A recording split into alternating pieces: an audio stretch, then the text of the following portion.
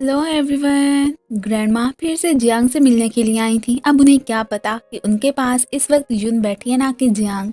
ये तो उनके लेक्चर से बचने के लिए अंदर ही चला गया था। तभी फिर असिस्टेंट मांग की एंट्री होती है। पहले तो अभी तक जियांग को इस ड्रेसिंग में देख के अपनी हंसी पे कंट्रोल ही नहीं कर पाता। उसके डांटने पे ही फिर इसकी बत्तीसी अंदर जाती है। महल जी उससे डीएनए टेस्ट के रिजल्ट से पूछने लगा था। वो फिर सब बता देता है कि फेफे वाकई में आपका बेटा है। अब बस जियांग को इंतजार था कि आखिर कब यून मुझसे इस बात का एतराफ़ करती है। ऊपर से फेफे आके इसे खुद की ड्रेस वगैरह चेंज करने को भी बोलने लगा था। ग्रैंडमा को तो शुक्र है कि असिस्टेंट एक बहाने से वहां से लेके चला गया था। अभी फिर जियांग फेफे को इधर ही लेके आता है। अब इसे तो कुछ करना आता नहीं था, तो अब मन में ये फिर बड़ी ही विश करता है कि काश मेरी सोल जल्द ही अपनी बॉडी में आ चली जाए। मुझसे तो ये काम बिल्कुल नहीं होते। ऑफिस में यून का हाल बुरा। सारे एम्प्लॉयज ही फाइल्स वगैरह पे साइन करवाने के लिए यहाँ पे पहुंच आए थे। ये तो तंगी आ गई थी कि बस मुझे अब जियांग की ही बॉडी में नहीं रहना। ये तो शुक्र है कि ऊपर से जियांग इसकी हेल्प करने के लिए आ जाता है। सबको ही इसने फिर डॉक्यूमेंट्स वगैरह यहीं पे ही रख के वहाँ से जाने को ही बोल दिया था। साथ में तो यहाँ पे इसे भी काफ़ी ज़्यादा छेड़ने लगता है कि अब बताओ, ऑफिस में इतना सारा काम तुमसे हो नहीं पा रहा ना। वैसे तो इतनी बातें करती थी।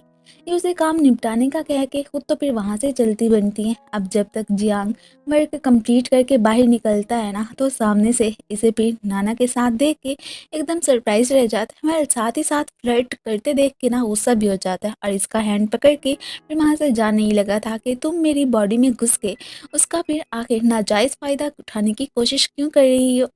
लियो नाना क्या सोचेगी आखिर मुझे लेके। पर उसने तो उस बात के लिए इससे अपोलोजाइज कर ही लिया था और साथ ही साथ उससे ये भी कहने लगती है कि आइंदा के बाद ऐसे नहीं करूंगी ना। ये किचन में काम कर रही थी कि किसी के आने की आवाज़ सुन के अपनी ड्रेस जियांग को ही दे देती है। वो कोई और नहीं बल्कि लियो नाना ही थी, जो कि आते ही यून पे रोब झाड़ने लगती है कि मेरे लिए ये बना दो और वो बना दो। उसे क्या पता कि वो तो इस वक्त जियांग से ही सब कुछ कह रही है। जियांग को तो इस पर बहुत ही ज़्यादा गुस्सा आई जा रहा था कि ये इधर आई ही क्यों। ये मैडम तो उसे अपने आगे बोलने भी नहीं दे रही थी। जियांग भी इसे फिर खूब सारा मजा चुकाने लगा था कि आखिर ये खुद को समझती क्या है।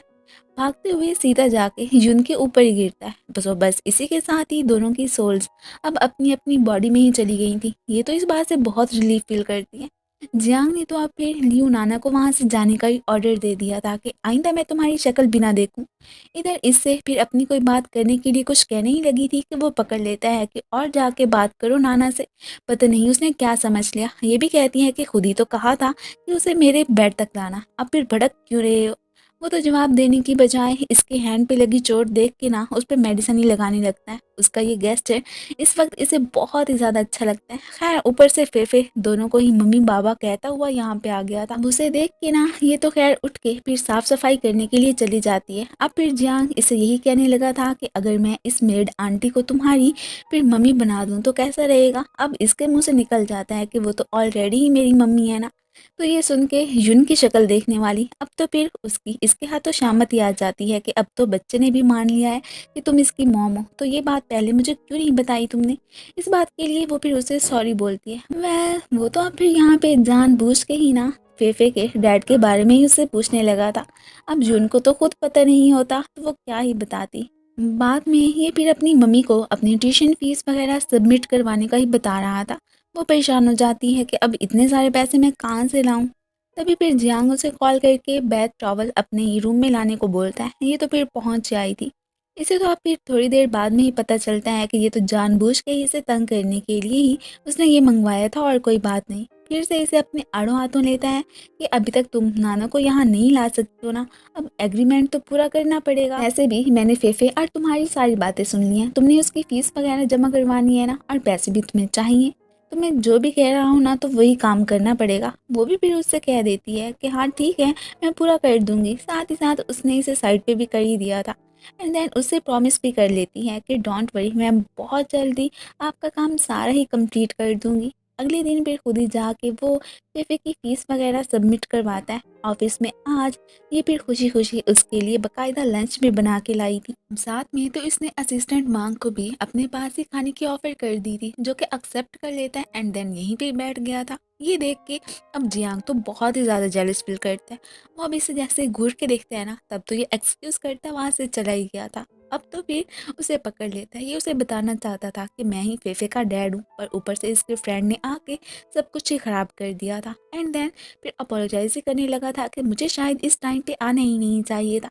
ये तो ब्लश करती बाहर निकल आती है और खुद को ही फिर कोसने भी लगती है कि अरे मुझे इस डेवल से बॉस के बारे में बिल्कुल नहीं सोचना। ये साहब तो रात को एक होने वाली पार्टी के बारे में ही जियांग को बताने के लिए आया था। घर आके जियांग जुन को रेडी होने को कहता है कि मैं डुआन की इंगेजमेंट सेरेमनी में जा रहा हूँ, तुम मेरी गर्लफ्रेंड बन के ही मेरे साथ आओगी। नेक्स्ट फिर हमें दोनों को ही पार्टी में दिखाया जाता है। इसे जुन का ख्याल रखते देख के सभी को यही लग रहा था कि जैसे कि ये उसकी गर्लफ्रेंड ही है। वेल वो तो यहाँ पे इसकी गर्लफ्रेंड का रोल ही प्रिटेंड कर रही थी ना। खैर नाना ये देख के ना बहुत ही ज़्यादा चिढ़ती है। उसे तो यहाँ पे बिल्कुल भी अच्छा नहीं लग रहा था। वो फिर इसे पॉइंट आउट करने पहुँच आती है कि तुम तो एक नौकरानी हो ना, तो यहाँ पे क्या कर रही हो। और साथ ही साथ सबके सामने ही उसे काफ़ी ज़्यादा क्रिटिसाइज भी करने लग जाती है। खैर अब उसका साथ देने वाला जियांग था ना, वो तो फिर इसकी बोलती ही बंद करवा देता है। ये अब लटके हुए फेस के साथ वहाँ से चलती बनती है। फेफे भी मम्मी के साथ ही आया था और इसे खाना खाते देख के आंटी गुस्सा के ये बच्चा किसका है, सारा खाना हमारा ख़राब कर रहा है।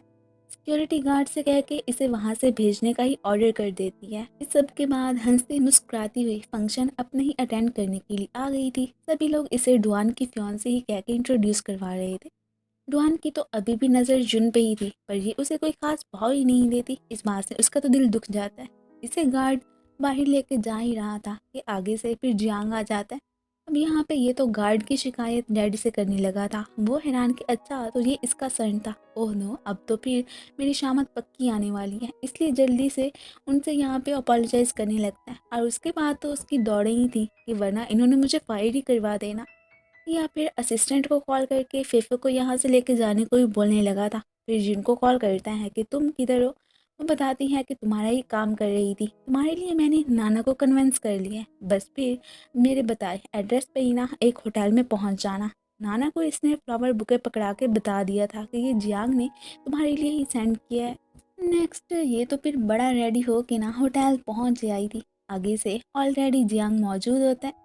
ये खुश कि वो मेरे ही यहाँ पे वेट कर रहा था। उसकी तो खैर यहाँ पे खुशी की कोई इंतहा ही नहीं होती, पर वो तो इसे बता देता है कि मैं तो यहाँ पे जुन के साथ आया हूँ, तो क्या तुम उसे मेरे पास देखने के लिए आई थी। अब ये तो फिर भड़कती वहाँ से जाने की करती है कि इसका मतलब उसने मेरे साथ प्रैंक किया था। जुन को तो मिलने के लिए डुआन ने बुलाया था। वो साहब इससे पैचअप करना चाहते थे, पर ना ये कहाँ अब उसकी मानने वाली थी।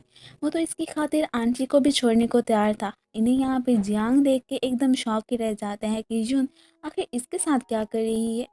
ये तो खैर इसे कम्प्लीटली रिजेक्ट कर देती है कि आइंदा मुझे अपनी शक्ल भी मत दिखाना और ना ही मुझसे कोई कांटेक्ट रखना। इसके बाद जैसे ही वो घर पहुंचती है तो ये फिर उससे पूछने ही लगा था कि ये तुम्हारा डुआन से क्या रिश्ता है। तो बता देती है कि वो तो मेरा एक्स बॉयफ्रेंड था। पर तुम मुझसे ऐसे क्वेश्चंस क्यों पूछ रहे हो, अगर मेरा उससे कोई रिलेशनशिप है भी तो क्या, वैसे तुम्हें तो नाना के पास होना चाहिए था ना, तो फिर इस वक्त घर में कैसे मौजूद हो। तुम्हारा तो काम मैंने कर दिया था ना, अब उन पैसों के बारे में मुझसे कोई भी बात ना करना। ये फिर उसे बता देता है कि एक्चुअली में मैं तुम्हें लाइक करता हूँ, तो फिर मैंने उसके पास क्या करना था।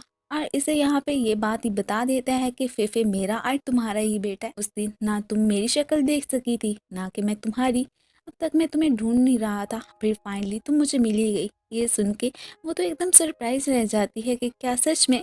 तो ये भी कह देता है कि हाँ बिल्कुल। यहाँ पे उसे किस करके यही कहने लगा था कि अब बताओ वही फर्स्ट टाइम वाली फीलिंग आ रही है या नहीं। वो तो फिर इसे यहाँ पे हक कर लेती है।